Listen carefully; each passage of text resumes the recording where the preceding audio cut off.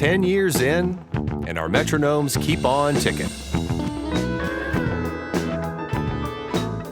It is indeed our fine listeners who engage with us and support us that keep us rocking. So thanks. Now let's talk about us. Let's talk about you. Let's talk about the show. That would be Music Student 101. And Jeremy Burns and Matthew Scott Phillips would be your hosts. All right. Okay. Welcome back to our 10-year anniversary episode. 10 years. Yes, it was July of 2016 When we first recorded. when we first recorded our show and first released our show. First release, that very, very awkward sounding. We had no idea what we were doing. We did not. Sounded so awkward. We have since learned to fake it. Have we not? We're still awkward. We're just better at sounding not that way. We sound nice and clean. We're awkward, though. People ask about our bumper music. I thought it'd be fun in honor of this occasion to do something fun with the bumper music. The very first episode that we did, I had a bumper song called Another Bright Idea. Uh-huh. And it had this kind of bass line going, I remember that. and the chords are like, and then I think that the B section would have been like,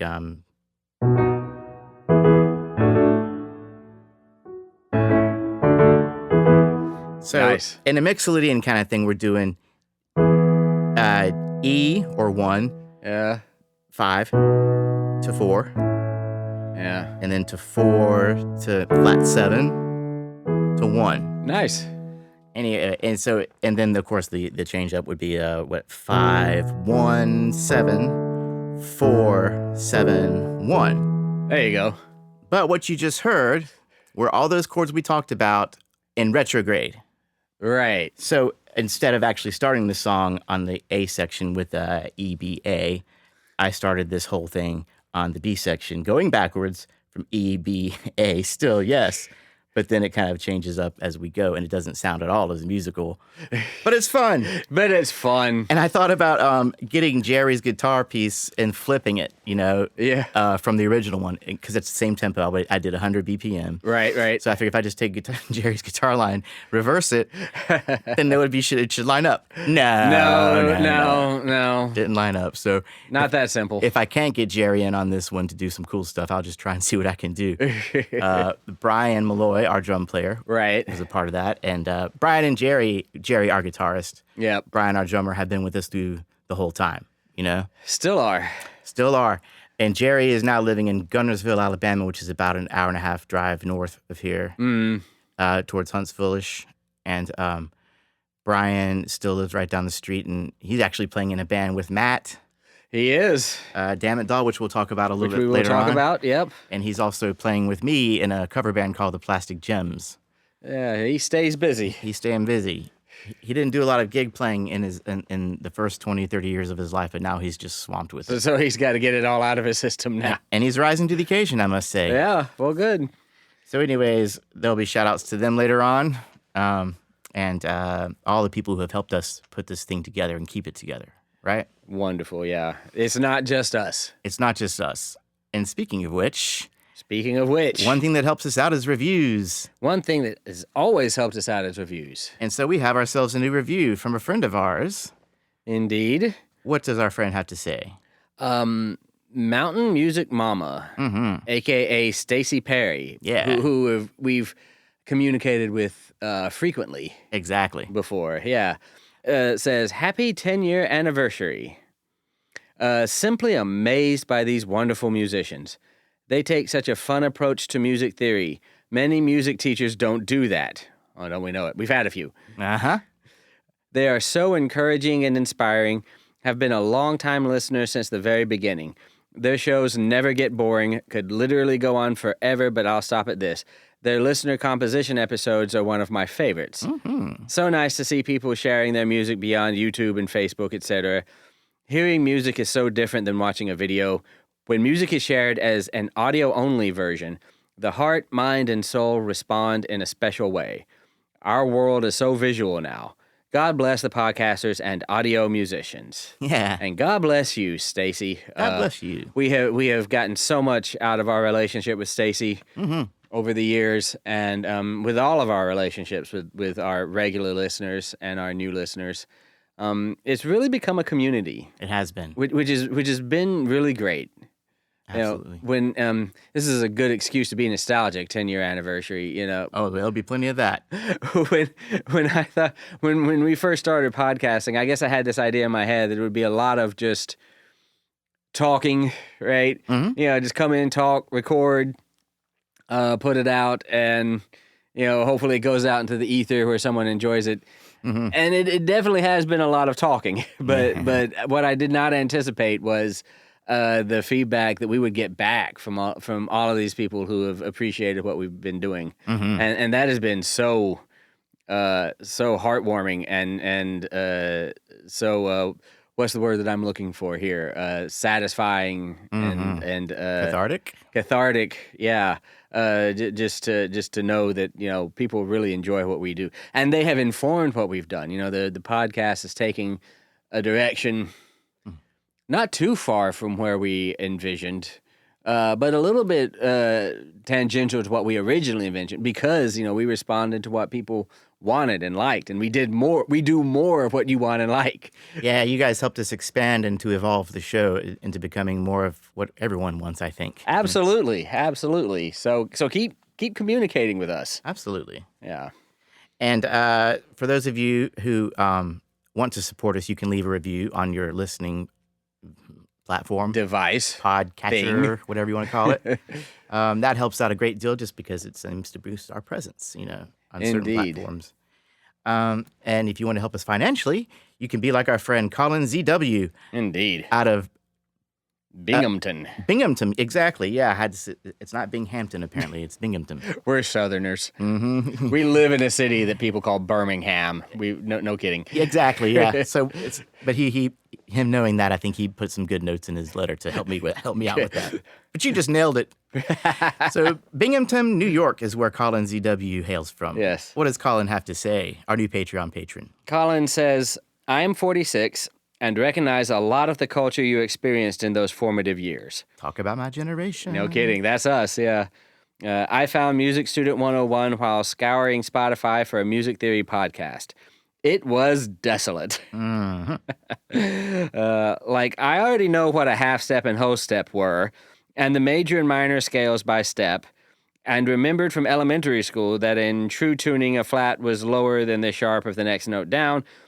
But then they tempered the scale, and now the sharps and flats are the same, all of which is correct. No one was giving me more. Finally, I saw MS 101 in the search for the third time or so and thought I'd give it a try.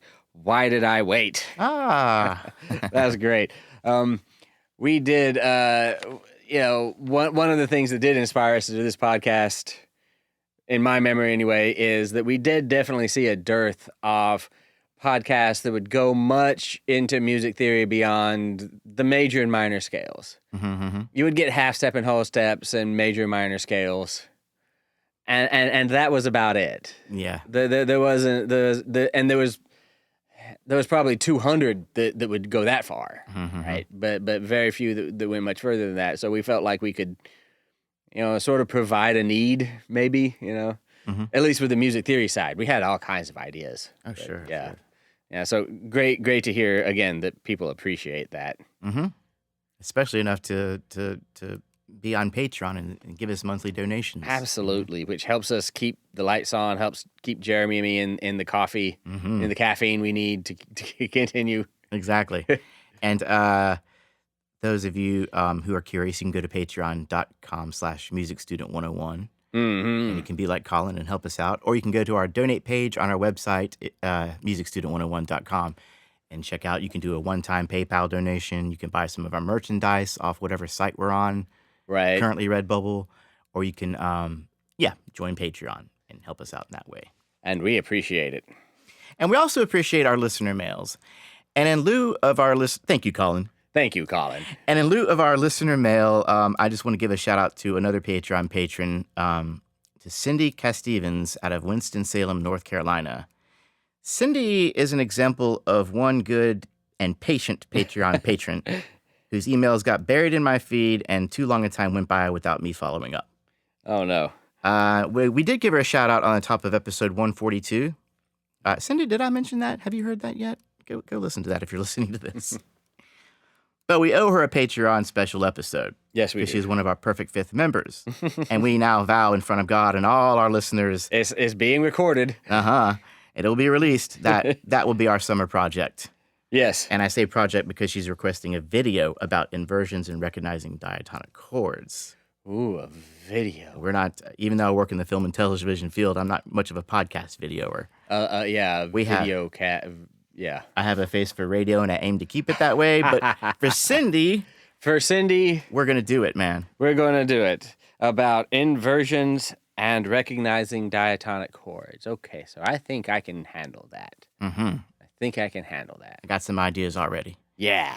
So Cindy, thanks again for all of your patience. And I want to say to all of our other listeners, if you have been on Patreon for more than a month and you have not received a personal thank you email from yours truly, me, Jeremy Patrick Burns,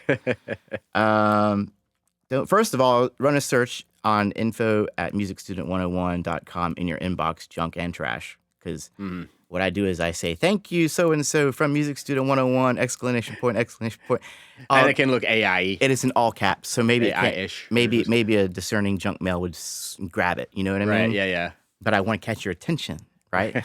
So it's tricky. But if you don't see that, don't be afraid to hit me up and just say, hey, Same thing for everybody writing in, all of our listener mails and everything. Things get buried. I get flaky. We are musicians, after all, at the end of the day. Exactly. We are artistes. We're not known for these producing things that I'm trying to be a producer. Hey, if we get enough Patreons, maybe we can hire somebody to keep track of all this stuff for us. There you go. And we'll be more organized. Yes. But, I'm going to ask you to tell us about yourselves anyway, so you might as well just go ahead and do that. Right. In your emails. Right. And our Patreon patrons, too, when you contact me, if I haven't contacted you, which I'm always trying to get better about. What you are hearing right now, this little 30-second jingle, is what we're going to be using now to address a concern we've been doing this for 10 years. We average a bad review once every 3 years. The bad review is typically, they talk too much before they get into the content.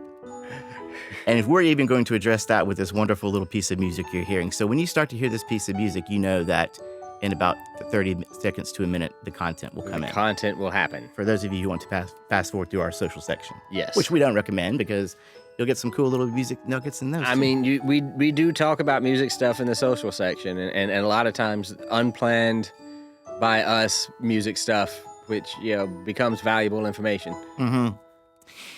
Another thing, after 10 years of doing this and many discussions, we've kind of finally decided to start doing ads on the show. Mm-hmm.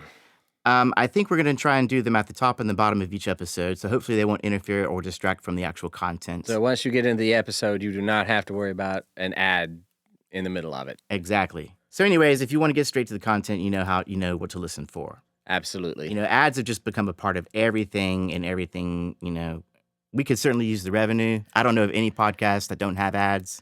Me either. Even the ones where I'm trying to sleep, like this Go to Sleep podcast. Even that has ads. They start off with do loud music and people talking loud. Yeah. So we're just gonna kind of submit and join the people making money, a little bit of money on these things. But can we promise at least that it won't be bad? Like it'll never be one of those podcasts that's as much ad as podcast. Not at all. Yeah. So I haven't fully studied into it. I don't know if it's going to populate every show with ads like from the top, or if it's just going to start where we start talking about it like this. You know what I mean? Yeah. We'll see. We'll see if we even have ads on this one, or hopefully the next one. By then we'll have it all figured out. Let's hope so. Anyways, we got a great show here.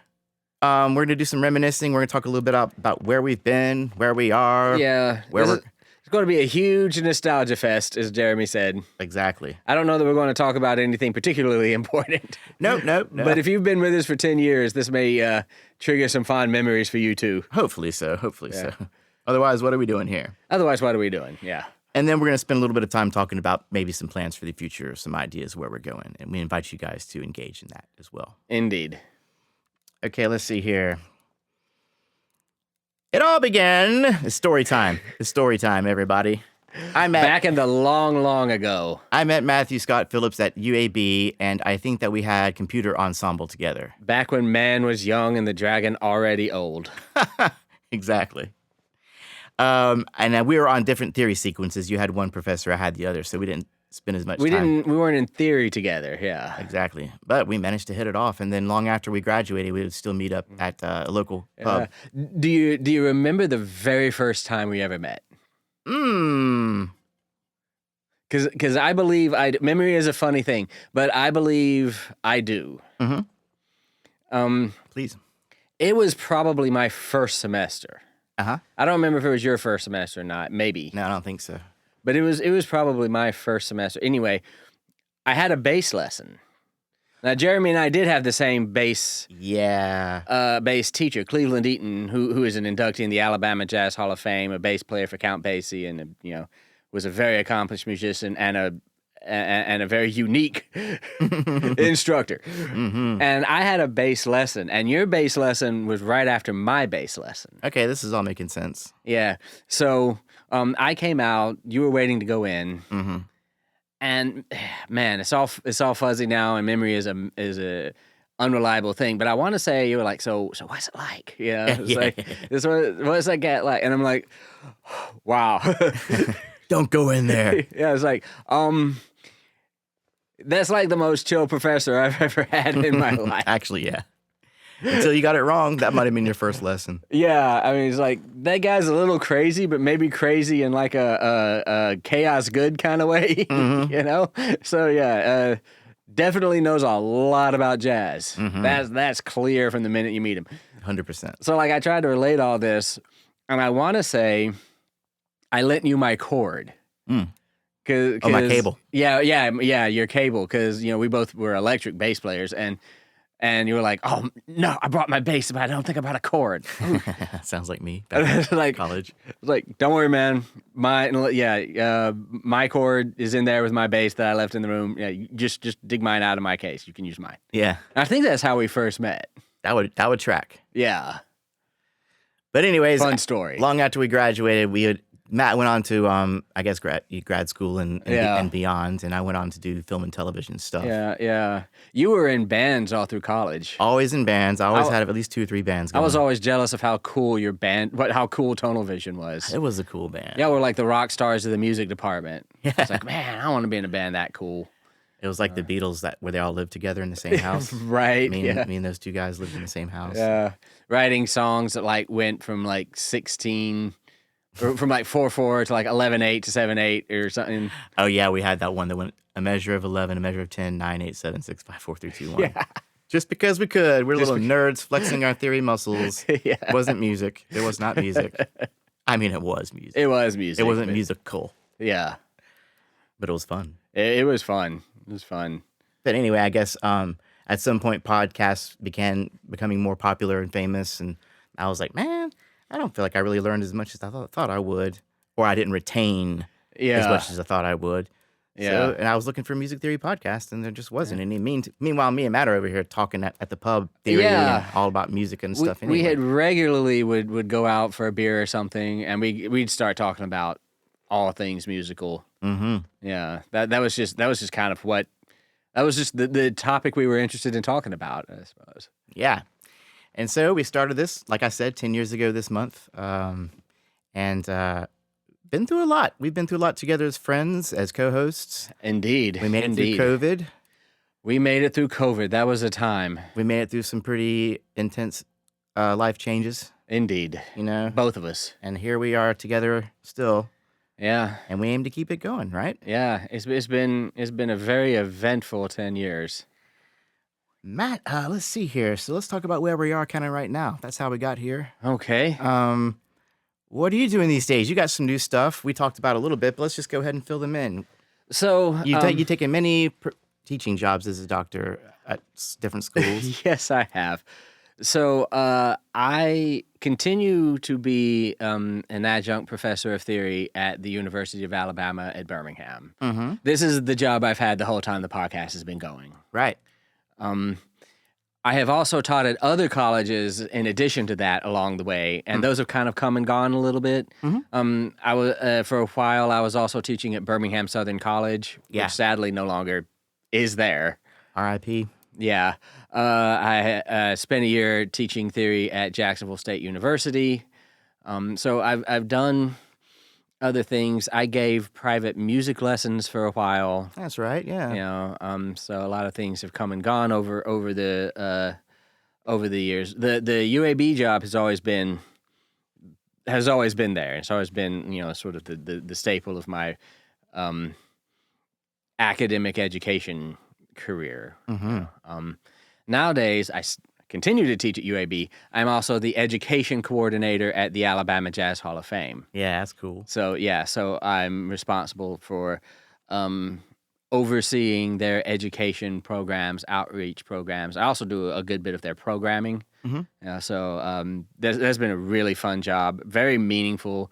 Helping to keep jazz alive in the city of Birmingham and serve a community that is about as gracious and awesome a community as you can possibly imagine. Mm-hmm. Which is the music lovers of the historic 4th Avenue district in Birmingham. Right down the street from the 16th Avenue Church, which was famously bombed during the Civil Rights era. Right. A lot of history in this place. Exactly. Yeah. Yeah, and it's been a real honor for me to help sort of keep this very important music alive in our state. And the Birmingham music community is a really, really tight one. Yeah. Just big enough, just small enough.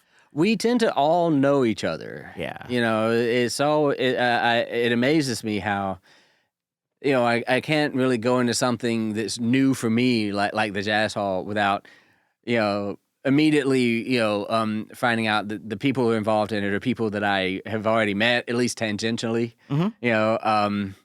Jose Carr, who hosts a jazz concert every Tuesday night, at a place called True Story. He's involved with it. Carlos Pino, who has been on our show, talking about the guitar, and he is involved with it. Oh, that's great. Yeah. So the community in this city is kind of like that. You kind of know who's out there. Yeah.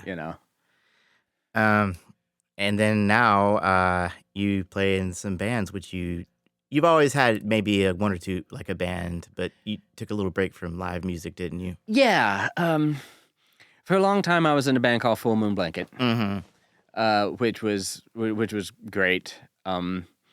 I sort of when I decided I wanted to achieve advanced degrees and pursue my education beyond the degree I had at UAB, playing live music was something that didn't really fit into that because it was very intense. Mm-hmm. It kind of had to be the one and only thing I was doing. Studying. Sadly. Yeah, Mm-hmm. studying. And now I'm in, I'm having to count. 3 bands. Enough to have to count, yeah. Yeah, 3 active bands, and I've got some more potential projects. Okay, so tell us about Blood Moon Riot. Blood Moon Riot is a hard rock / metal band that plays in Birmingham. Definitely go check out our stuff on Apple Music, YouTube Music, Spotify, all the music stuff. The band was founded by Bonnie Crawford, who does lead vocals, and Sailor Anderson on guitar, and Paul Shawley on drums. Oh, yeah. You know Paul? Yeah, I know Paul, man. We've worked together before. Yeah, great guy. Yeah. Awesome guy. Yeah. And it was founded to play music that is refreshingly. I feel like it is refreshingly musical. and is music for people who love music, right? Kind of got a kind of hard rock with just a touch of wistful '80s vibe, just a touch of metal-ish kind of vibe. Some of our songs can get a little heavier, nothing crazy, but a touch of like an Evanescence kind of vibe. Imagine if the person who sings for Evanescence joined a band with Guns N' Roses. That's kind of Blood Moon Riot. I can see that. Yeah. Yeah, but it's super fun to play and super fun to listen to. And we'll be playing at the Nick in Birmingham August 14th and August 24th. The ever famous Nick. The ever famous Nick. Yeah, you've got to go at least once in your life. You do. It's an experience. It is. So said the Ramones. So said the Chili Peppers. So said a lot of great acts. So said a lot of other people. Came through the Southeast. Oh yeah. And then, like we said, our buddy Brian Malloy plays drums in one of your bands. Brian Malloy plays with me in a band called Damn It Doll, a multi-genre band. We like to think of ourselves. We play everything from country to funk to rock to, what have you. We've been together for 2 years now. I think it's 2 years. Yeah. So we are a multi-genre band. We play everything from country to funk to rock. To jam music to whatever else crosses our plate that we feel like taking on. Though mainly original, right? All original. Yeah. Yeah, all original. Blood Moon Riot 2 is all original. Damn It Doll. So Sarah Mayfield vocals, Lisa Chang keyboards. Will Cash on guitar. Yeah. And our good friend, as you said, Brian Malloy on drums. Lovely people, all of them. Yes, and then I am playing bass. Yeah.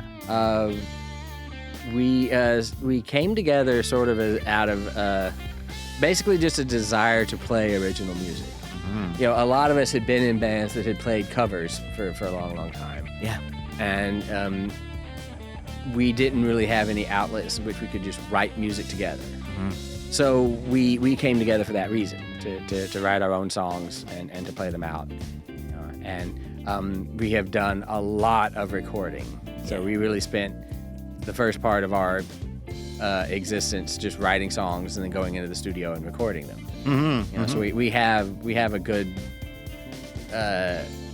7 or 8 or so now that are available. Again, wherever you get your music, Spotify, Apple Music, whatever. They can be as different as night and day sometimes. Which is fun. Our personalities can be as different as night and day sometimes, which is fun. Yeah. We have a great time, and we are playing at Workplay Music Hall on August 8th. If you happen to be in Birmingham and want to go hear some music, Yeah, come see the doc. yeah, come hear me play bass. And then finally, most importantly, Most importantly, we have the band that you and I are in together. that we are in together, and neither of us are playing bass. Isn't that insane? Yeah. Yeah. We both played plenty of bass, and we're like, I want to challenge myself in a different way, I guess. I guess we did. Well, okay, so we should start at the beginning. Please. Our band is called the Sundials. We are a world and traditional folk ancient music band. Yeah. So, if there was a Wikipedia article called Bands Started by Music Professors, this one would be at the top of the list. Because, we do, so for example, we do an arrangement of La Douce Vote. Yeah. Which is a late Middle Ages troubadour song by Bernard de Ventadorn. So it's from the 14th century. Take it to the Wayback Machine. Yeah, take it way, way back. We do a 16th century madrigal, Italian madrigal, called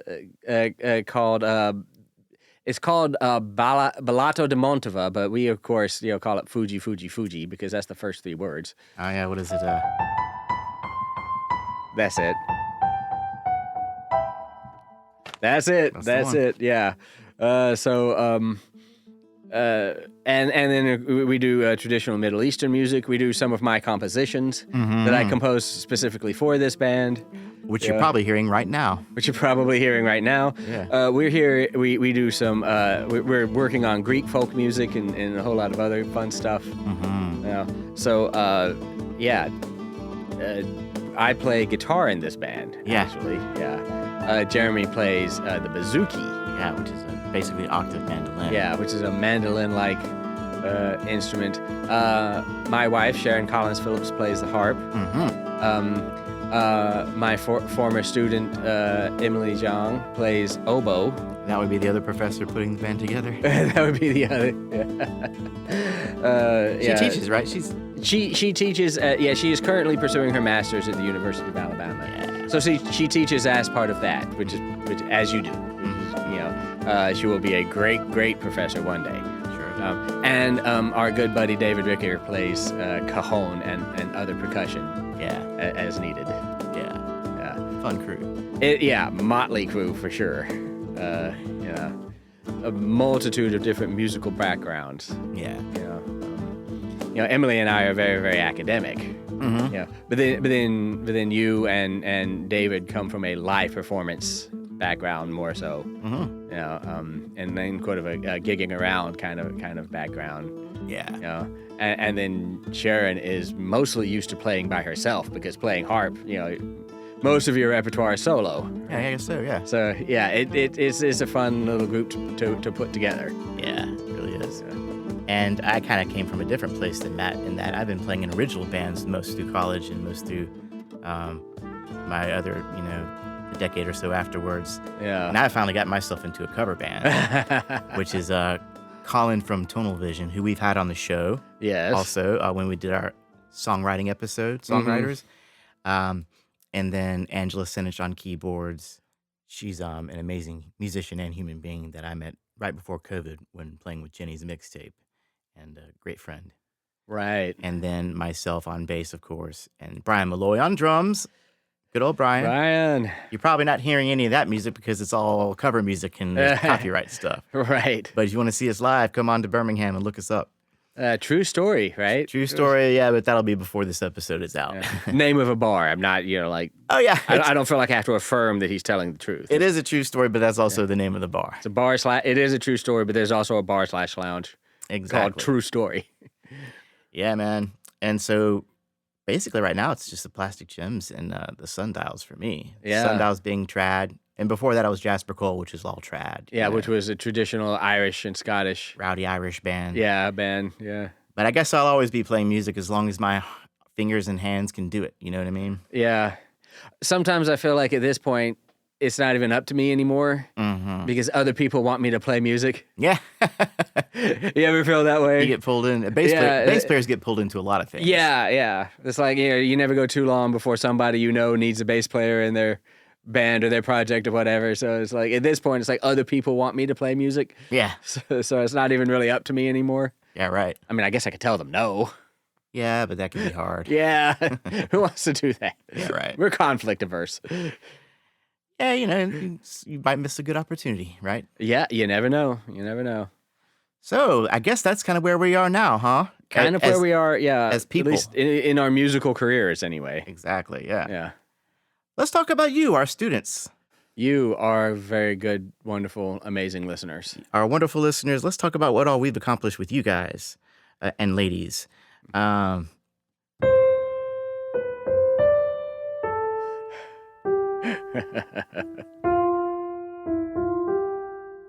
That's it, yeah.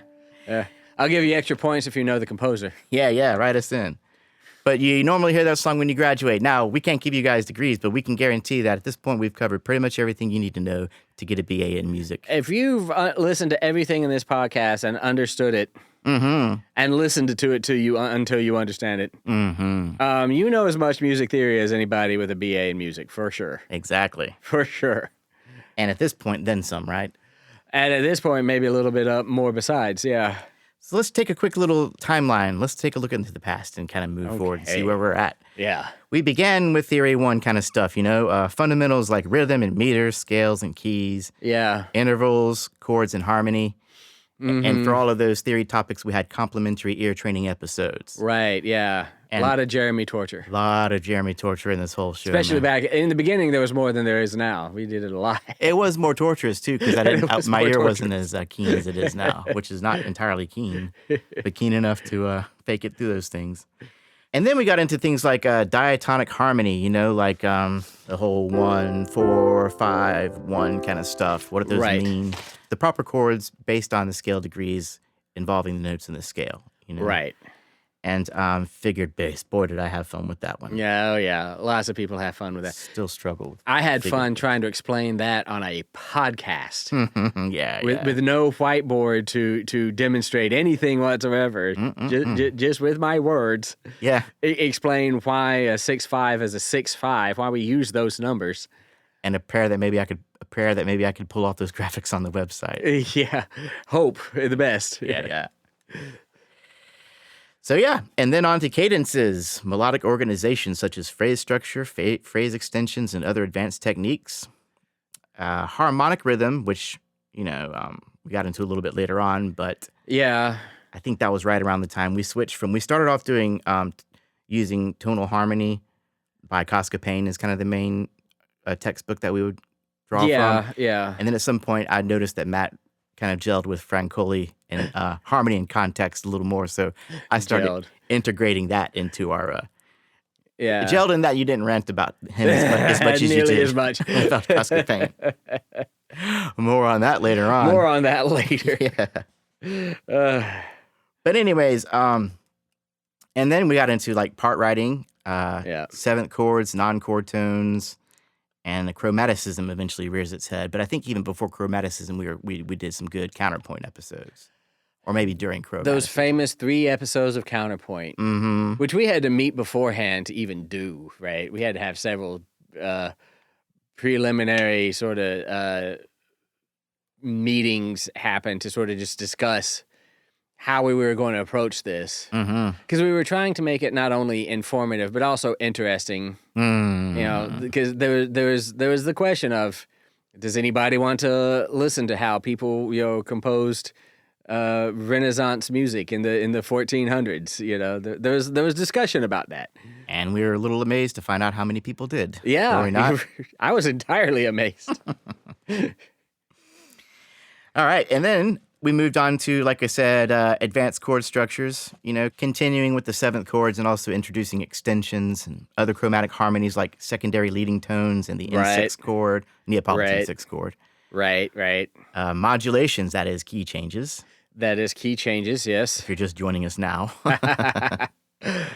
Via pivot chords, via chromatic modulation and enharmonic modulation. SATB part writing, soprano, alto, tenor, bass Yeah, part writing.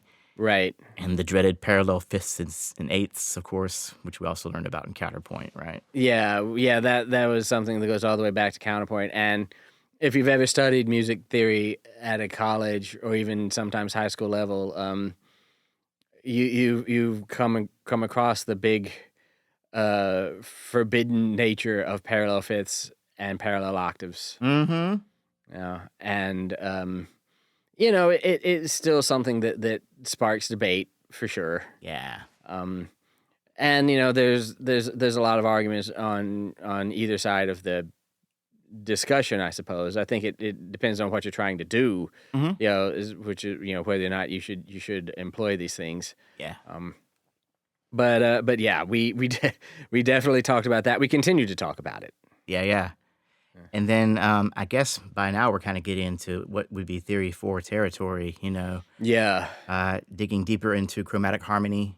Right. Gosh, what are some other things we covered? The simultaneity. Simultaneities. Yeah. Common tone diminished 7 chords. Yeah, chain of suspensions, Chains of suspensions. chains of other things. Enharmonic modulation. And by use of the fully diminished 7 chord, which doesn't actually have a root. The root is a concept we enforce on the fully diminished 7 chord. Exactly. It doesn't really exist in the... Wow, listen to how philosophical that was. Yeah, right. We enforce upon the the fully diminished 7 chord the concept of a root. It's not something that is inherent to the chord. Yeah, right.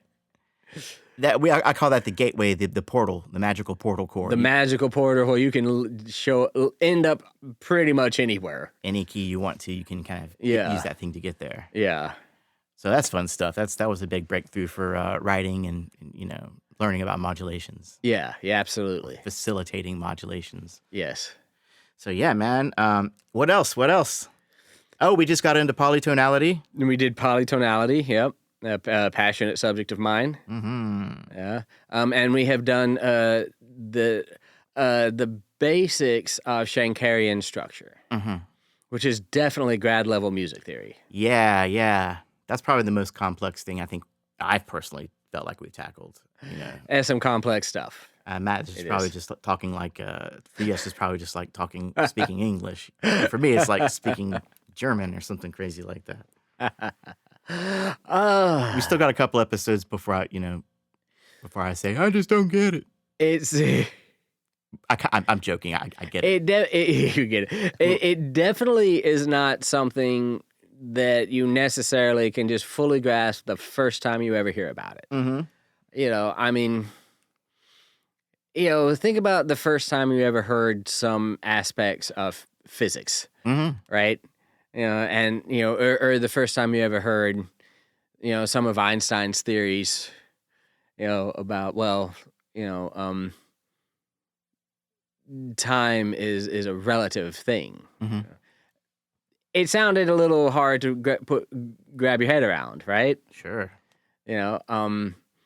But the more you think about it, the more you spend brain power on it, the more it becomes sort of comprehensible. Shankar can be kind of like that, Yeah. and it is an extremely controversial, theory, Mm-hmm. in and of itself. Yeah. So there are people who don't like it, who don't think there's anything to it at all. Mm-hmm. I find that to be an emotional reaction often. Such was my case.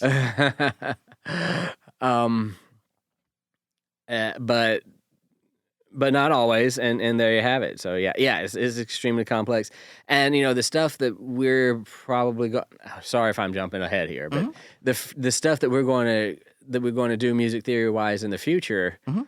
It's going to be some pretty complex stuff because you lovely listeners who've been with us for 10 years, you have a very good grounding in the fundamentals of classical music theory at this point, right? It's time to start taking on bigger stuff. That's what's left to talk about. Oh, you mean like more 20th century music techniques such as 12-tone stuff? Serialism. Serialism. Set theory. Polyrhythms are right around the corner. Polyrhythms, yeah. What else? Integral serialism. Don't even know what that is. I guess I'm Yeah. going to learn. Yes, you are. Referential collections. There's just so much. There's just so much good stuff. All that to say, we might get another 10 years out of this podcast. You never know. You never know. That is our hope, anyways. Yeah. And in addition to all these theory topics we've talked about, we've covered a slew of special topics, animals and music, scary music, Yeah. music during difficult times, Music and drug addiction, drug addiction. which I thought was one of the most important episodes we did. We need a part 2 of that. We do. We still need to cover more on that for sure. Yeah. We'll put that up soon too. Yeah. And then in history, lots of history for those history buffs out there. Lots of, and we've still got lots of history to do. Yeah, we've covered, we're kind of doing a sequence that covers the major periods in classical Western music. Yeah. We started with ancient music and then on to Middle Age music and then Renaissance. And I think we're currently at Baroque Yes. music. And then there will come classical. And then will come the classical period, and then the romantic period, and then the modern period. Yeah. So that is kind of where we're going, I guess. It's kind of jumped ahead of us there, but yeah, where we're going. And there's so many special topics out there. I mean, there's just a universe of things to cover from science and music. A friend of ours who listened to the Shankar episode, kind of brought this idea to my attention of doing an episode that is the case against Shankar. the case against Shaker, huh? Yeah. Which I thought might be entertaining. And, I told him we would entertain the idea at least, Yeah, of doing the case against Shanker, where I sort of play devil's advocate and talk about some of the, or at least what I think of as the more intellectually defensible criticisms of this theory. Oh, well, that's a must. That is a must. We can do that right Jeremy's all for it. Let's do that right now. Stop what we're doing. We'll wait till we get done with the Shanker. We'll do all the Shanker stuff, but then I love the idea of doing that, Yeah. I think that's really cool. Yeah. Well, part of where we are now with the theory, the theory we're talking about and going to continue to be talking about, it is very, very advanced now. Mm-hmm. You wanted something that's more than just, this is the major or minor scale, and, wow, have you gotten it at this point? We're getting to some very complicated stuff. And some of this, not everybody is on the same page with it. Not all of the theorists who write and publish theory papers and who think about music in this way, not all of them are always in agreement with this stuff anymore. Mm-hmm. The basic stuff that, the diatonic chords and the chromatism and stuff like that, we all kind of agree on that. Yeah. Right? That's kind of just there to observe and see that it exists and is uncontroversial. This stuff that we're getting to now, more controversial. And people have different opinions about it. We kind of started that with polytonality. Polytonality is controversial. Yeah. People have different opinions about it. That's right. Yeah. It's pretty cool stuff. So Yeah, oh yeah. all that to say there's plenty more to come. Oh yes. In some ways more interesting. I think to me, you can almost think of it as more interesting to talk about theories that, there's debate about, right? Because, then you can be prepared to have your own opinion and hear about the debate, Yeah. right? Oh, what's that? What's that? Did you hear something? Did you hear my house alarm go off? I did hear that. Bing, bing, bing, my door alarm. Yes. Who goes there? Hello. Hello. Trying to be stealthy. Nah, it's okay. You gotta have a grand entrance. We're making a thing out of this. Oh, Hello. How are you? How you doing, brother? Good to see you. Good to see you too. How are you, sir? It is so good to see you, Good to see you. I'll give you a hug. Yeah, we're hugging. Good to see you. Yeah. Have a seat, Mike. You got right a here? chair right there with the Got boom a pole chair, over got your some head. headphones. Got some I headphones. feel like it's all like a real thing. Yeah, it's official. Man. Yeah. There we go. This has been a technical feat for me. Oh, wow. There we go. Yeah. How's it going? Going good. So, Mike Cunliffe in the studio with us. The great Mike, Oh, please. whose voice you've heard Hold your applause. at least as many times as you've heard ours. Yeah.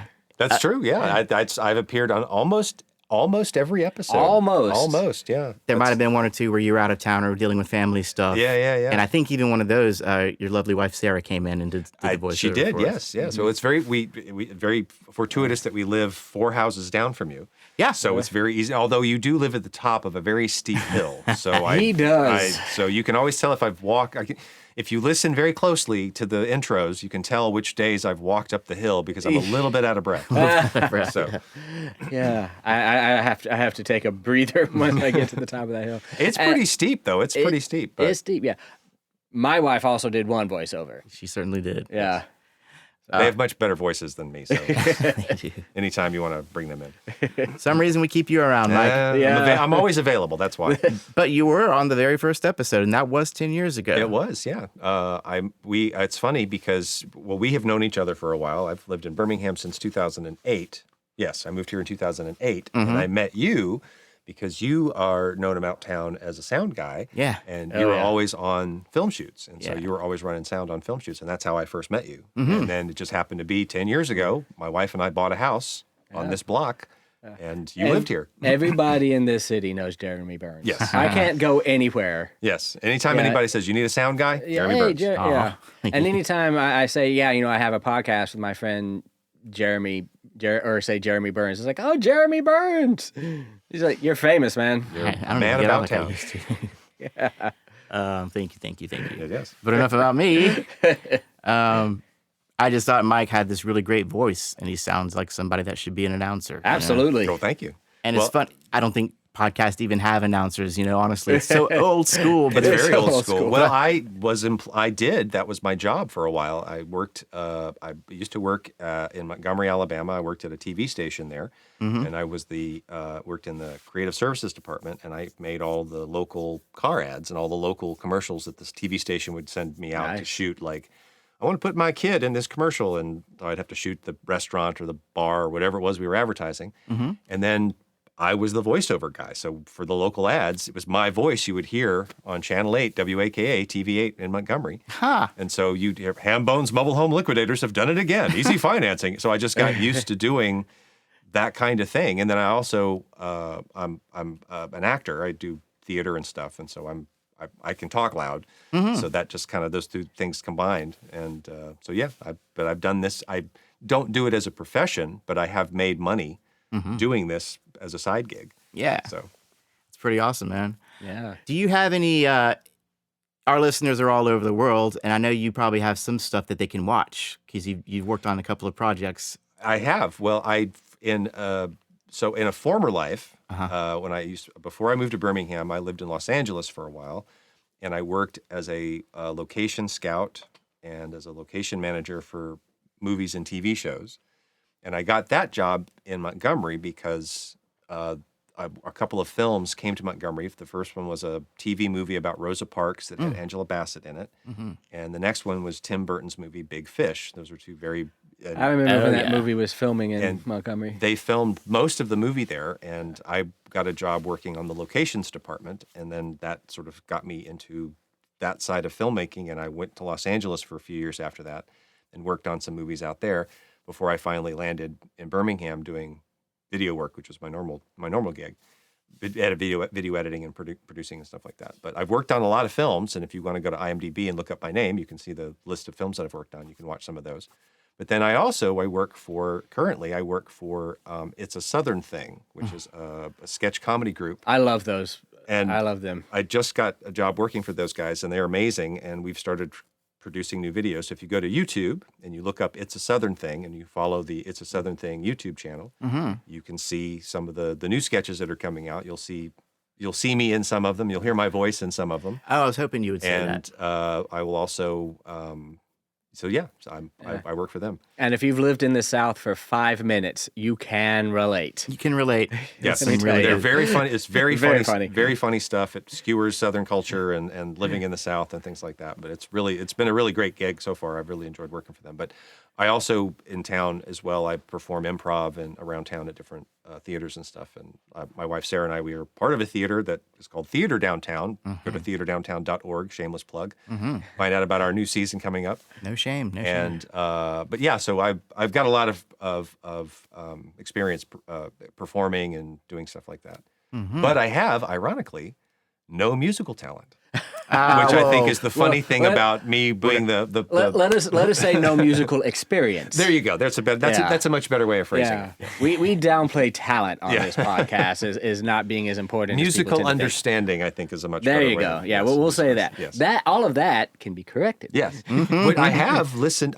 Because I have it now that I am part of this podcast. I have listened to episodes of the podcast, and it's been very informative. I've learned quite a bit just listening to the episodes. And my wife Sarah is a singer, and she also does vocal lessons and things like that. So she has a very big knowledge base. And so every time I come up here to record the voiceover, she's always like, "What was the topic about?" I tell her what I introduced, and she's like, "Oh, that's this, and this," and she goes through the whole thing. Nice. Very good. So I have expanded my knowledge base somewhat from being a part of this. Wonderful. And you could help me if you could explain how one ever gets to the point where they don't hate the sound of their own voice. 10 years of a podcast, and I still hate the sound of my own voice. Well, I think partly you just have to have a big ego and just Think think it'd be okay. that you sound great. But I think I don't like the sound. My voice sounds weird to me when I hear it played back, or if I Yeah, watch myself absolutely. in something. It's Yeah. hard to separate because I don't think I've heard this before, but like we don't sound like ourselves to us. Like we are what our voice sounds like to us is different than what the Right. world hears, and when because our skulls are vibrating, and that's Yes. a different. So Yeah. you get more low resonance. Yeah. and so we feel like when you do it, hear your voice played back. I remember the first time when I was a little kid one Christmas, my parents got me an old school tape recorder, like with the keys in the front, the Yeah. pop-up lid, and it had the record microphone on it. So it was the Right. first time I could actually record my own voice. And I remember the Christmas I got it, I was so excited. I got a blank tape with it. And I was just running around doing like fake, radio shows, and I was recording songs off the radio and stuff like that. But the very first time I heard my voice played back, it was the weirdest. Like, what? No, I don't sound like that at all. It's really strange. Who is this chipmunk? Yeah, exactly. I was like, well, I'm not that high pitched. Yeah. I sound like a little kid. I was like 6 years old, but yeah. I sound like such an Alabamian. Alabamian. I don't know. I'm not used to that. You know, in my mind, I have an academic's perfect, New England. Like Frasier over here? Yeah, exactly. And then I hear it was- myself back, it's like, no, I don't sound like that at all. Oh, hey, back to Sarah. Make sure she hears this one because she helped us out with a little thing. I think it was Middle Ages Music Part 1. She did, yeah. She sang Columbia, how do you say that? Aspexite. Something like that. Wow. Yeah, middle-aged chant, Gregorian chant. And, this kind of being behind the scenes kind of thing, I just want you guys to hear what happened kind of in the middle of one of her takes. Oh, yay. Columba aspexit per congelus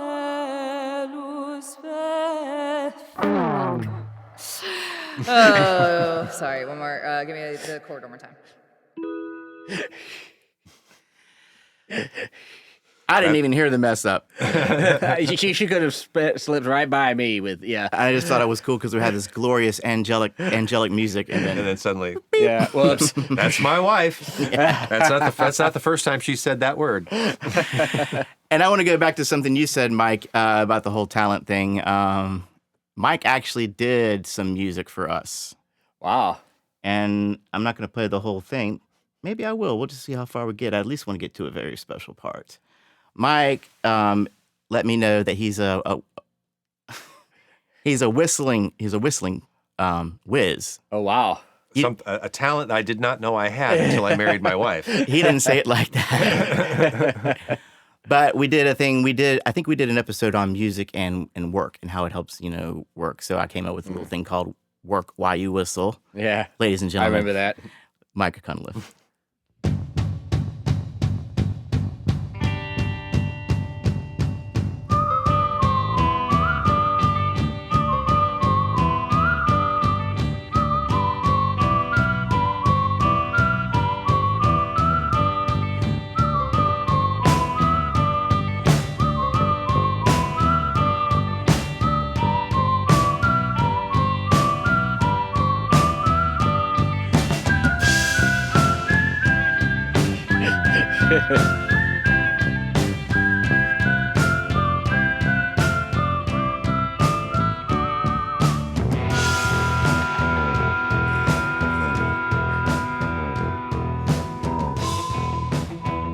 Okay, at least I wanted you guys to hear the little The little Little there. trill. vibrato or whatever that was.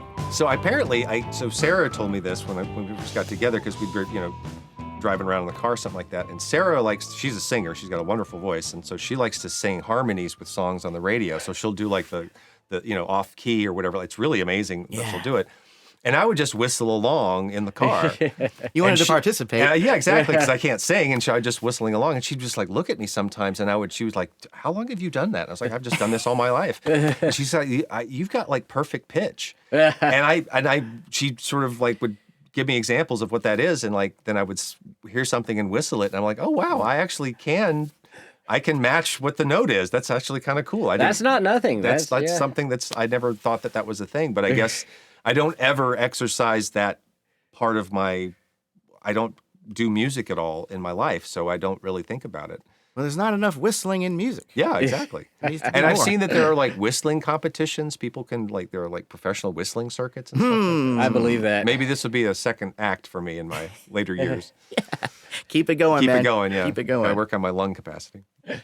Oh, well, That's fun. we don't want to keep you too long. Mike, is there anything else you want to catch us up with? No, this is awesome. I think it's so amazing that you guys have done this podcast for as long as you have. It's like Thank you. It's a nice, like, me living in the neighborhood is like a nice marker of how long you guys have been doing this. And I stop and think about it sometimes. Like, wow, you guys have really made something here. It doesn't feel like that long. Do you guys ever get tired of like talking about music? Or, No. like talking about like it feels like you can't. You still have other after No, 10 we- years. You yeah. still have topics to talk about. So Yeah, that's really cool. we have stuff we haven't even scratched the surface of. Yeah. No, I don't know. Maybe I should let Jeremy speak for himself, but me, no, I don't ever. Yeah.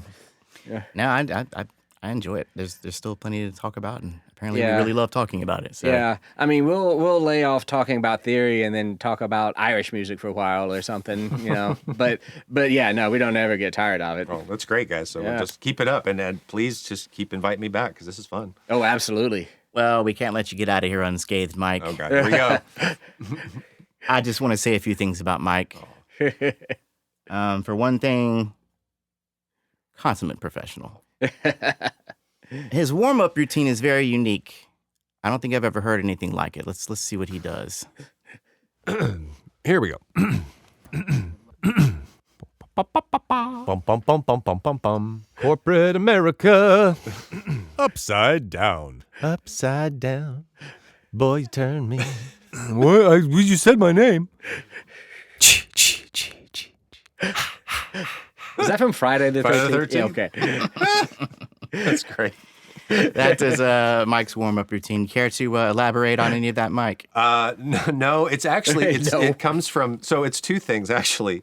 So like I mentioned before, I used to work at a TV station, and I used to work on the news broadcasts, and so I would be in the control room, and the guys, the anchors, and the talent would be out there before we'd go online, go live.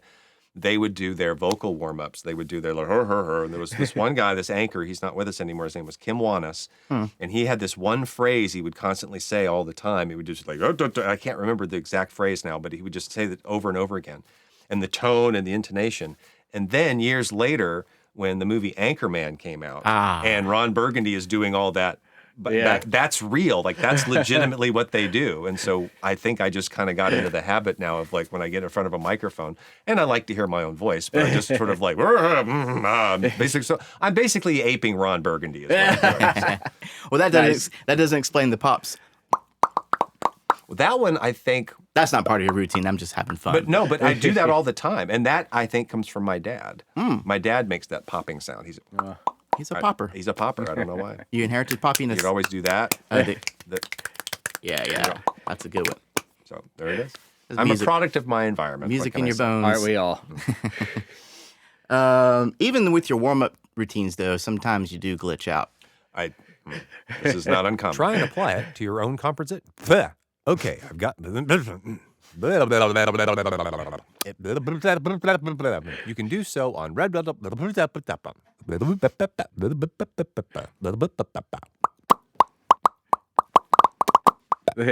There's the popping I was talking about. Well, I know where that comes from. What is that? That comes from. So I'm a big Star Trek geek. Oh, us too. You're in good so, company. Back when I was back in high school when Star Trek: The Next Generation was around, I would go to sci-fi conventions and they would sell the bootleg tapes of the bloopers. And I think I And- know the blooper you mentioned. And Yeah. Jonathan Frakes, who plays William Riker, Yeah. on that tape when he would make flubs, he would do he would say the word wrong, and he would like. And so I was Captain, I was going to be and so he made that noise, and every time I flub my lines now, I'm imitating Captain or Commander Riker. So Okay, there you go. so it's intentional it is- glitching. it's intentional glitching, but that's my go-to default for when I. My wife and I are currently working our way through Star Trek: The Next Generation, which we have both seen many times before, but have never seen together. Concurrently, yes. So we are watching it together, Very so we nice. can have that experience. And, Very and, nice. and yeah, it really holds up. Oh, it does. About as well as any show that's ever been on If you television. guys want to start a Star Trek podcast, I have plenty to contribute to that. Yeah, you're a man. As my wife would say, don't tempt me, Yes, Frodo. no, it's a lot. No, but yes, I'm big fan of Next Gen. So I very how far along are you in the? We just started into season. We just got through with cause and effect. Oh, The wow. one You're where pretty, they're you're, in you're the pretty far. causality. Yeah. So we're pretty far at this That's point. is that the one that Frasier pops up in at the end? Yes. Yeah. Speaking Kelsey of Grammer. Frasier, Yes. Yeah. Speaking of Frasier. Yeah. Yeah. Kelsey Grammer plays the.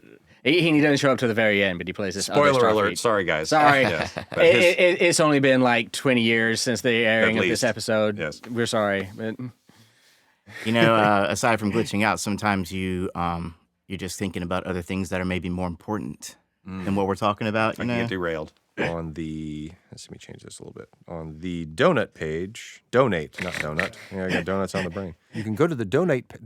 Donate. I keep screwing that up every time. Sorry, let me try it again. Donate. I keep wanting to say donut. donuts much, Mike? Well, hungry that day. it's funny too because we're recording this on a Sunday, and my normal Sunday routine. I mentioned I perform improv, so Sundays is when one of my groups we have improv practice, and so it's usually at noon on Sundays, and so my routine every Sunday is to go and get a couple of donuts at the Dunkin' Donuts that's near where I rehearse. See, it's all coming So together. so donate is a difficult word for me to say because it makes me think of donuts. and Yeah. it makes me want donuts. And now I want donuts. See? No, I'm sorry, guys. I'm sorry. I'm sorry to all of our It's listeners. subliminal. So if you want, every time I come over here, if you provide me with a donut, I think that might help cross. Yeah. That'll solve that problem. That'll solve that problem. I just want more donuts. Just point for the record here. I would also like a donut when I come over to See, podcast. there you go. I'll do better, guys. And you know, Mike, also, sometimes you forget things that are a little bit surprising to me. And this is one fine example. Oh, I am your most excellent, super reliable, and ever loyal announcer, Mike Cunliffe. Mike Cunliffe. How do I say my own name? You don't say your name that much, huh? I guess I don't. Mike Cunliffe. Mike Cunliffe, yeah. Mike Cunliffe. How much is- starring Mike Cunliffe. How much does anyone say their own name? Not a lot. Not a lot. Not a lot. Yeah. Even when I introduce myself, I'm Jeremy. Yeah. Jeremy Burns. Yeah. This is CNN. This is Mike Cunliffe. This just sounds weird. We're gonna have to get you to say, "I'm your announcer, Mike Cunliffe," at the beginning of every show. I'm your announcer, Mike Cunliffe. There you go. You'll get it figured out by then. Huh? He's going to record. He's going to lift that out, and he's going to use it for the next. Yeah. He will lift things out. I can. Yeah. I can Very, and very will. sneakily and insidiously, and As evidenced by all the clips he's just played back. absolutely, yeah. Well, I mean, having said all that, I do want to say, Mike, that you take very good direction.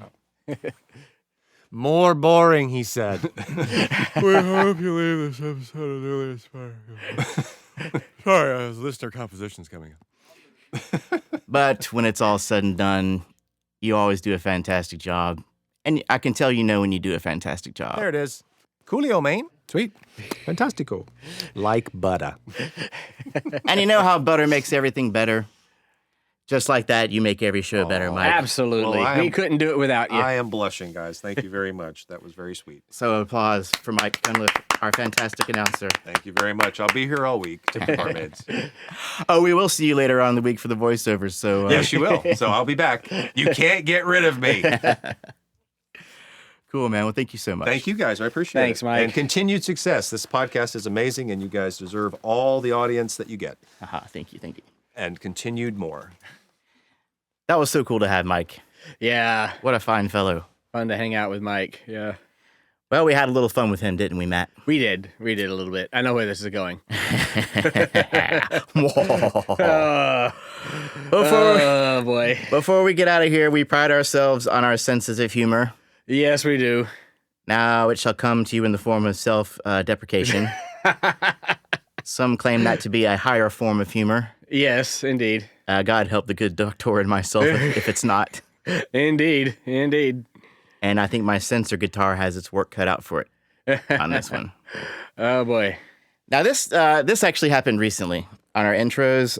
When you're nearing about 160 episodes, it's not always easy to have fresh and original intros, you know? Yes. So apparently they're now, we're now kind of struggling with that. And here's a fine example of what I'm talking about. All right, you ready? Yep. How are we gonna? I made a thing out of starting off with "Hey Matt," but we don't have to do that every episode. You want to start it off? Sure. So what you got? Hey, Jeremy. Hey, Matt. What's up? We are back. We are back. Y'all see what I got to deal with? He does the exact same thing I say we don't need to do.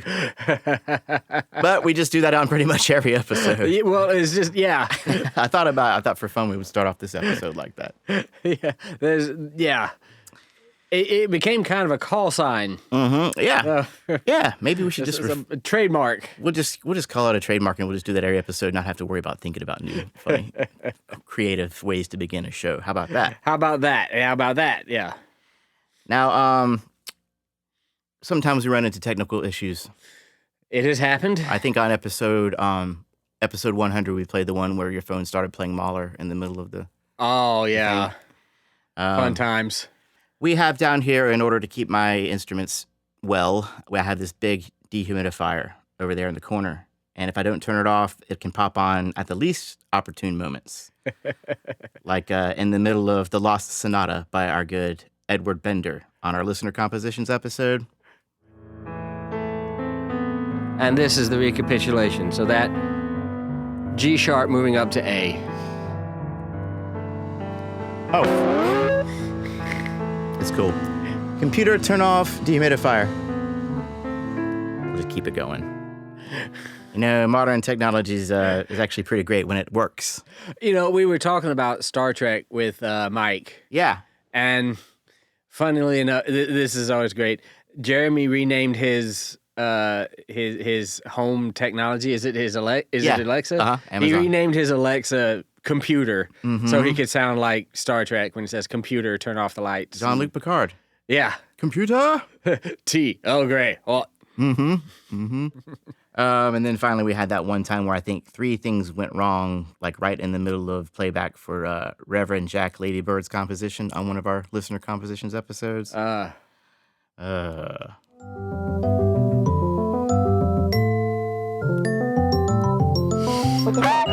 on one second. That wasn't supposed to happen. Neither was that. Neither was that. Everything's just fucking up all at once. things fall apart. Yeah, things. Computer, turn off the dehumidifier. Things fall apart. Yes, they do. I Goodness think I sake. was reading a book at the time called Things Fall Apart. I think I read that in my anthropology class. Yeah. I mercifully cut out all the bloopers of me trying to play stuff on the piano. Well, Or do I speak too soon?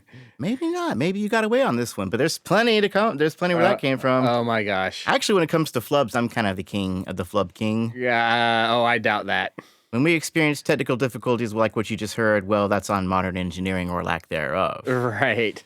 We, however, don't really have that kind of excuse, you know? Right. And for some reason, I was really on the struggle bus hardcore during this Blues Part 1 episode. Have a taste. Ma Rainey, known as the mother of the blues.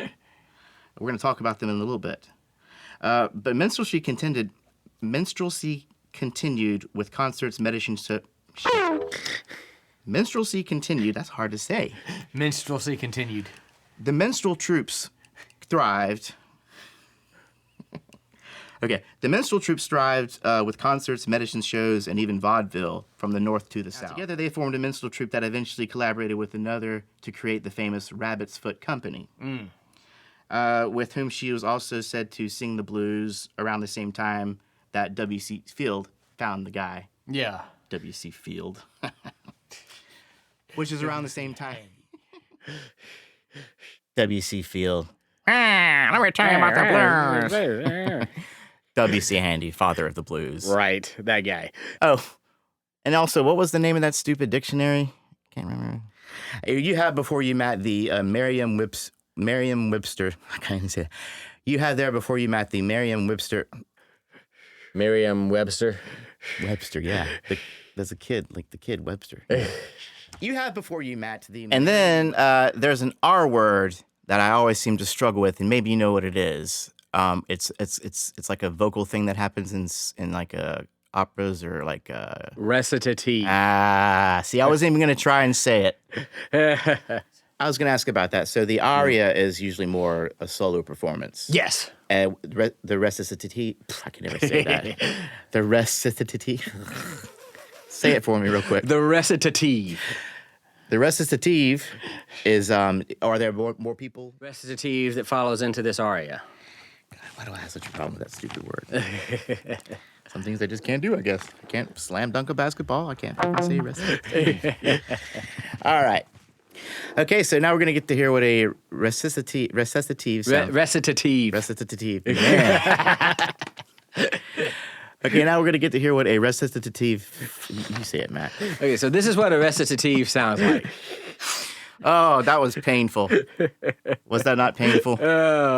It's so fun looking back now, though. Are we done talking about those things? I think no, not really. I wouldn't be so lucky, would I? No. We're going into the Baroque era. We just got started talking Oh, about boy. recitative. Maybe by then I'll learn how to say it. And before my 5 minutes of fame are up, there was this one funny time where we were talking about our friend Steve from an undisclosed subterranean location. And I just misunderstood your vibe, I guess. And you had to explain something kind of that I should have known. Now, on the same episode that we met the brothers Lemon, we met Steve from an undisclosed subterranean location. I was just about to say, where have I heard that before? But it's probably from Steve. We don't know who he is. We don't know where he is. Steve. Steve. Why the why? Let's not put that in. That sounds menacing. Why the menacing Steve? It's an old Flight of the Conchords joke, actually. Oh, Did Steve tell you that, perchance? Steve. Steve. Oh, I should have kept that in there. Well, let's just do it again. Just Okay. in case. He might not know the Steve. We might not. Yeah, he probably. Let's just skip over my dumbness The and try sinister again. Steve. Okay. Okay. Now, I mean, I had seen Flight of the Conchords 100 times. Now I know how horrible my New Zealand accent is. Awesome. You're no Murray, huh? I'm no Murray. You're no Brett. You're no Jermaine. No, obviously not. No. Well, sometimes the humor is in when people attempt these things. Yeah. What's funny is people are going to think that's the only time I did that. I do that constantly. Oh, yeah. This Like go down some rabbit hole of it's just some random thing that. just some random thing that popped in my head. Yeah. Well, I think that kind of sums up for my silliness. Matt. Good. So we can go now. All right. Oh, yeah, Thank you. that's This it. has been our 10th anniversary special. That's a wrap. Not so easy. Not so Oh easy. boy. Matt, here's a fun little slip up of yours. This kind of thing can easily slide under my editorial radar. And while I caught this one, I kind of wonder how often I miss these things. Structured somewhat normally with a half cadence, then an augmented cadence, but at the same time, the one chord in this part is always tied up with this B to give it a recurring lament. I also told the... Hey, I'm sorry, can you be there one more time? I thought I heard augmented cadence. Oh, you might have. Finally makes it to... Sorry. I structured this somewhat normally with a half cadence, then an augmented cadence, but at the same time... You did it again? Augmented? I did. I structured this... You did a, where Mike does a, Yeah, I did. you do Yeah. a clock, whatever you call that. Yeah, a little clop. And then there was this one time where you simply would not let the show go on until you remembered the name of Dream Theater's keyboardist. Oh my God. Who was that guy? Yeah, I agree. I think it is good for all musicians to, you don't ever have to, become a virtuoso pianist or anything, but, I was going to name the keyboardist of Dream Theater because he's such a prog rock fan. We can look it up. He actually comes in. He goes into that, actually. Shit. Hold on. No, I'm going to think of it. Okay. So it's John Petrucci and John Mayung. And the original drummer was Mike Portnoy, and I was Mike Mangini. And it's James LeBray. And that leaves the keyboardist. It's got an R in it. It's got an R in it. Jordan Rudess. There you go. Okay, we'll save that because when we can mention that when I read. I'll go back to I agree. How about that? Okay. All right. Ding, ding, ding. Yeah, I'll just say I agree from now on. Oh my gosh. What you hear is the sound of Matt typing his microphone. Do that again, Matt. When I see those 4 little marks on the timeline, I know that's something that we want to edit out. That's something you guys never hear. But Yeah. that explains. the magic of podcast making. Mm-hmm. Jordan Rudess. Jordan, you got it now? Yeah, well, I had forgotten again until it came back up. You're listening and learning as you went. Yeah. That's awesome. Oh my gosh. So Matt, while you don't really have a lot of flubs in general, or not as funny as that, Well, there's not any amusing ones. yeah, you do have some really good rants. Oh God. Compared to myself, your rants are plenty, and especially kind of like regarding textbooks. Oh boy. And here was a melodic dictation episode where you're trying to find a really good melody for my Jeremy torture. Okay. We kind of have a recommended order of what you should do per listen. If we have 5 listens, for example, in this case. Mm-hmm. Sorry. Oh, that's okay. You're trying to find a melody. I'm trying to find a good decent one that's worthwhile, but We can start simple, yeah. Well, preferably. this stupid thing is stupid. Okay, beginning of chapter 2. How do they order the chapters? Weirdly. You know, Matt, of all the great wise quotes and wisdom you've shared with me, I think one of my favorite things you've ever said was, "This stupid thing is stupid." This stupid thing is stupid. How's it ordered? Weirdly. Weirdly. I can be opinionated when it comes to music textbooks. Oh. I've seen a lot of them. Yeah. Well, therefore, you should have an opinion, right? Yeah, I suppose. Or at least you're qualified to have an opinion, huh? Yeah. It's kind of like, you know how they say doctors make the worst patients. Mm-hmm. You know, and anybody who's waited tables, you can't take them to a restaurant. It's something like that with me in theory books. Yeah. Well, you know, normally when it comes to your textbook rants, Casca Payne is on the receiving end. Yeah. However, there was one time where you and Francoli had not such a great day. Oh, no. I call this one Phillips versus Francoli. And 6 reinterpreted is 2. I'm skipping 5 to 1 because no. It's All right. Go on. 5 reinterpreted is 1. If you reinterpret 5 as 1, there was a pivot chord that happened before that, and you missed it. Points off. I'm going to tell Francoli you said that. You do. You tell him. You email him and tell him that. He's wrong. Okay. He's wrong. We'll just leave that out and move All right, on. we'll just leave that out. Where was I? Okay. All right. So 1 reinterpreted is 4. You really didn't have any. You weren't holding back on that day, were you? I stand by that, by the way. And 5 reinterpreted as 1. Come on, man. Yeah. That's. Yeah, I stand by that. Even here, however long later. Yeah, no, he's wrong. Till He's the wrong. end of time. Yeah, BS, as you put it. absolutely. I am not backing down. Well, it's good that you're impassioned about these things. We can't have really great conversations about things you're not impassioned about. Absolutely. You know what I mean? Absolutely. Finally, Matt, who was that? I feel like you recounted a funny story about this composer who was just dissing on every musician's instruments. Like, oh, the horn might as well be I do recall that. come from a cow, Yeah. Who was that did that? That wasn't Brahms that did that, was it? No, I don't think so. Okay. It might have even been a theorist. I don't know. Might have been a theory. I do vaguely recall that. Well, we're bass players, me and Matt. And on our music careers episode on live sound or stage production with Chris Knutson, we almost reached that level of rancor with our fellow non-bass playing musicians. And I think my therapist would probably say that there's a little bit of self-consciousness in play it here. But trust that this was all in good fun. Yeah, it absolutely was. We believe in the importance of every member of every band. Having said that, Working over there. yeah, it isn't easy. I kind of liken it to being a bassist in a sea of guitarists. Yeah. Because everyone's trying to get this prime gig. I don't even know if I should say that. It's what I'm getting at is just the fact that You're kind of being a little anti-guitarist there. I am. Right? So let me start it over again, okay? Well, of course, guitarists. So we all know that. Yeah, they can need it because they're all. All right, so You don't play guitar, do you? edit. Oh, not really. So yeah, we're gonna edit that. I'm gonna try and find a better way to say it. Pianists are even bigger assholes. Oh, don't get me started on violinists. Oh, boy. Even fiddle players. Fiddle. Even the fiddle players. Especially the fiddle players.